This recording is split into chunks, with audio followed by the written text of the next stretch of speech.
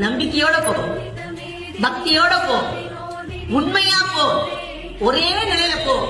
முடிச்சு கொடுப்பா அம்மா, செஞ்சு கொடுப்பா. சத்தியத்துக்கு நிச்சயம் பதில் சொல்லுவா. உண்மையான பக்திக்கு உடனே ஓடி வருவா.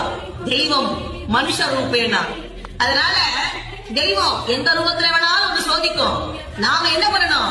நம்மளுடைய சத்தியத்தை காப்பாத்திக்கணும். நம்ம பக்திய சிதற விடக்கூடாது. நம்மளுடைய சிந்தனை மகமாயி தாய் உனக்கு வெண்பட்டு சேல கட்சி,